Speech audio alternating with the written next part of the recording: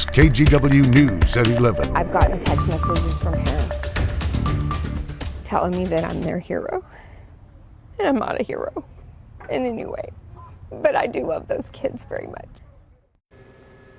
Now that's a Uvalde Elementary School teacher speaking about her experience after a gunman opened fire and killed at least 19 children and 2 teachers on Tuesday. Thank you for joining us. I'm Galen Etlin. There's a lot to get to tonight after this week's tragedy, and we begin with the President and First Lady traveling to Texas to pay respects to those lives lost and meet with survivors and victims' families. Sam Brock has the details. Tonight, President Biden paying his respects to the victims of Uvalde. Laying flowers at this memorial at almost exactly the same time the U.S. Justice Department announced a critical incident review of the police response to the mass shooting to identify lessons learned and best practices as this community fumes. You've been here, cowards! Officers waited in a hallway for more than 45 minutes before federal agents overrode guidance to stand by, unlocked the classroom, and killed the gunman, according to senior law enforcement officials. Do you feel like there's been any kind of explanation? Hell no! No! They have not explained themselves at all, and no explanation should change this! Nothing! Raw emotion everywhere, with long lines to see the memorial in 100-degree heat. President Biden hugging and consoling those grieving, at one point wiping a tear from his eye. As for Governor Greg Abbott, he was greeted with large jeers and screams. We need change! The head of state has repeatedly defended current gun policy and said this situation could have been much worse. Hollow words for the family of Eliana Torres. You know what I mean? Because really, to me, Eliana means a lot. She means some part of my body. They took it away from me. She was a star that shined, and now that she's gone, it's just like the star that just dimmed out. For families who've had something irreplaceable stolen, it's time for some accountability and answers. Does it feel to you like police did their job? No. No. Because the clock is ticking. See, every second counts.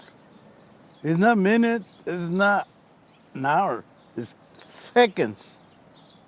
See, and they never did anything. I just watching them leaning on the car, see, you know, like they're protecting themselves. What about those kids? Kids whose closest cousins share their aspirations. What did Eliana want to be when she grew up? A lawyer and a nurse. A lawyer and a nurse.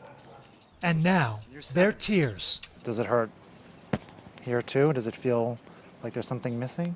Feels like a part of me just fell off. Feels like I only have one piece of my heart now. That was Sam Brock reporting. Now, support for those grieving is also coming through art. Muralist Michael Sanchez is using his skills to try comforting families in Uvalde. He's also working with Josiah Villanueva. Now, the young artist knows their art a block away from the town cemetery cannot dissolve the heavy emotions people are feeling right now, but they do hope that this can bring a smile to some people's faces. Doves flying freely will represent the children killed on Tuesday. Their names will fill empty space on the walls and the hearts of those putting them there. You know, each child had a name, had a purpose in life that was cut short, but long live them, their names, and for generations to come. In addition to the children and teachers on the mural, Sanchez is also adding Joe Garcia. Joe is the husband of Irma Garcia, one of the teachers killed at Robb Elementary. You can see him there laying flowers at a cross for his wife a few days ago after she died. Sadly, he also died of a heart attack just hours after that. Visitations begin tomorrow for the victims who lost their lives inside Robb Elementary, and 10-year-old Emery Jo Garza will be remembered as one of them ahead of her funeral Tuesday. Emery Jo is described in her obituary as kind, caring, blunt, loving, sweet, and sassy. She hated dresses and loved swimming and drawing. She dreamed of becoming an art teacher.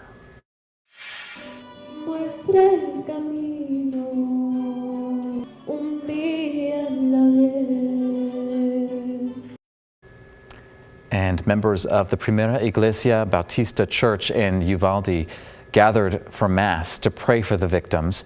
Bella Barbosa is a member of the congregation, and today she sang in honor of her friend, Ellie Garcia, who died during the massacre at Robb Elementary.